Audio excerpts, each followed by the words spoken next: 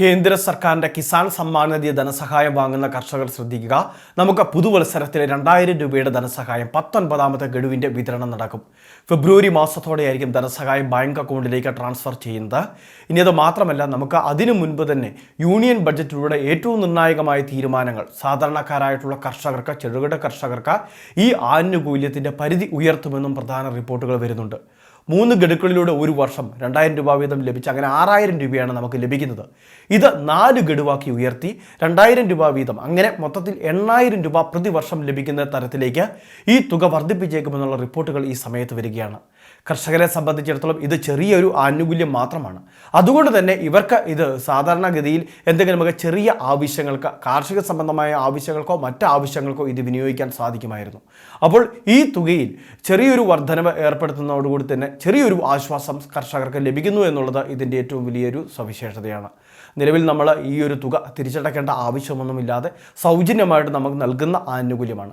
അതോടൊപ്പം തന്നെ ഈ ആനുകൂല്യം വാങ്ങുന്ന കർഷകർക്ക് സംസ്ഥാന സർക്കാർ നൽകുന്ന മറ്റ് ആനുകൂല്യങ്ങൾ വാങ്ങുന്നതിലും തടസ്സങ്ങളൊന്നും തന്നെയില്ല. അതുകൊണ്ട് തന്നെ പദ്ധതിയിലേക്ക് ചേരാൻ താല്പര്യമുള്ള, ഇതുവരെ ചേർന്നിട്ടില്ലാത്ത കർഷകർക്ക്, അതും 2018-19 കരമടച്ച രസീത് ഉണ്ടെങ്കിൽ, ഇപ്പോഴും അതേ പേരിൽ തന്നെയാണ് കരമടയ്ക്കുന്നത് എങ്കിൽ നമുക്ക് അപേക്ഷ വെക്കുന്നതിന് വേണ്ടി സാധിക്കും. 2018-19 ശേഷമൊക്കെ ഭൂമി വാങ്ങി കരമടയ്ക്കൽ ആരംഭിച്ചിട്ടുള്ള കർഷകർക്ക് അതിലേക്കുള്ള രജിസ്ട്രേഷന് വേണ്ടിയുള്ള ഇളവുകൾ ആയിട്ടില്ല. ഇളവുകൾ കേന്ദ്ര സർക്കാർ പ്രഖ്യാപിച്ചെങ്കിൽ മാത്രമേ അതിനുശേഷമൊക്കെ ഭൂമി വാങ്ങി രജിസ്റ്റർ ചെയ്തിട്ടുള്ളവർക്ക് അപേക്ഷ വയ്ക്കാൻ സാധിക്കുകയുള്ളൂ.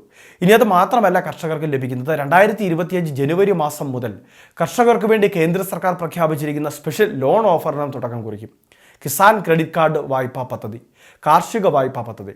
ഈ ഒരു കാർഷിക വായ്പയുടെ പരിധി ഉയർത്തിയിരിക്കുകയാണ്. ഈടൊന്നും നൽകാതെ തന്നെ നമുക്ക് 2 ലക്ഷം രൂപയാണ് ഇനി കിസാൻ ക്രെഡിറ്റ് കാർഡ് വായ്പയായിട്ട് ലഭിക്കുക. ഇനി അത് മാത്രമല്ല, ഈടുകൂടി നമുക്ക് നൽകാനുണ്ട് എങ്കിൽ 3 ലക്ഷം രൂപ വരെ നമുക്ക് വായ്പയായിട്ട് ലഭിക്കുകയും ചെയ്യും. നമ്മൾ ചെയ്യുന്ന കൃഷിയും അതോടൊപ്പം തന്നെ കൃഷിസ്ഥലത്തിൻ്റെ വിസ്തൃതിയും ആശ്രയിച്ചായിരിക്കും നമുക്ക് വായ്പാ പരിധി നിശ്ചയിക്കുന്നത്. ഇനി അത് മാത്രമല്ല, കൃത്യമായിട്ട് ലോൺ തിരിച്ചടവൊക്കെ നടത്തുന്ന കർഷകർക്ക്, അതായത് സിവിൽ സ്കോറിൽ മറ്റ് പ്രശ്നങ്ങളൊന്നും ഇല്ലാത്ത കർഷകർക്കായിരിക്കും ഈ ആനുകൂല്യത്തിന് വേണ്ടി അപേക്ഷിക്കാൻ അർഹതയുള്ളത്.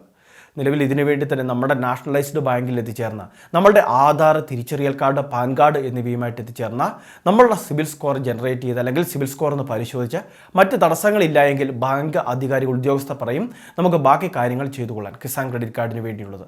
അപ്പോൾ തന്നെ നമുക്ക് അതിൻ്റെ ബാക്കി കാര്യങ്ങൾ ചെയ്യാൻ സാധിക്കും. അക്ഷയ കേന്ദ്രങ്ങൾ വഴിയോ മറ്റ് ഓൺലൈൻ സർവീസ് സെൻ്ററുകൾ വഴിയോ നമ്മളുടെ സ്ഥലത്തിൻ്റെ കൈവശാവകാശ സർട്ടിഫിക്കറ്റിന് വേണ്ടി, അതോടൊപ്പം തന്നെ ബാധ്യതാ സർട്ടിഫിക്കറ്റിന് വേണ്ടിയൊക്കെ അപേക്ഷകൾ സമർപ്പിക്കണം. അതുകൊണ്ട് തന്നെ ലൊക്കേഷൻ സ്കെച്ച് ഉൾപ്പെടെയുള്ള കാര്യങ്ങൾ വില്ലേജ് അധികാരി വന്ന് പരിശോധിക്കുന്നതിൻ്റെ ഭാഗമായിട്ട് പ്രത്യേക അപേക്ഷയും ഓൺലൈൻ വഴി തന്നെ നൽകേണ്ടതുണ്ട്. അപ്പോൾ ഈ കാര്യങ്ങളെല്ലാം പൂർത്തീകരിച്ച ഓൺലൈൻ വഴി തന്നെ ലഭ്യമാകുന്ന ഡോക്യുമെൻറ്റുകളോടൊപ്പം തന്നെ കൃഷിഭൂമിയുടെ മറ്റ് രേഖകളുടെ കോപ്പികൾ സഹിതം ബാങ്കിൽ ഏൽപ്പിക്കുക. പിന്നീട് 2 ആഴ്ചത്തെ താമസം മാത്രമേ ഉള്ളൂ ലോൺ അപ്രൂവ് ആകുന്നതിന് വേണ്ടി. അത് നമുക്ക് ലോൺ അപ്രൂവ് ആകും. നമുക്ക് പൂർണ്ണമായിട്ടോ ഭാഗികമായിട്ടോ പിൻവലിച്ച കാർഷിക ആവശ്യങ്ങൾക്ക് ഉപയോഗിക്കാം. ഇതിൽ പലിശ സബ്സിഡി ഉണ്ട്. 4% മാത്രമാണ് വാർഷിക പലിശ നിരക്ക്. അപ്പോൾ ഈ പുതുവത്സരത്തിൽ ഈ പദ്ധതികളെ പറ്റി തീർച്ചയായിട്ടും എല്ലാവരും ശ്രദ്ധിക്കുക. ആനുകൂല്യങ്ങൾ കൃത്യമായിട്ട് അപേക്ഷ വെച്ച് വാങ്ങുന്നതിന് വേണ്ടി ശ്രദ്ധിക്കുക. അതുപോലുള്ള വിവിധ അറിയിപ്പുകൾക്ക് ചാനൽ സബ്സ്ക്രൈബ് ചെയ്യുക, ഫോളോ ചെയ്യുക.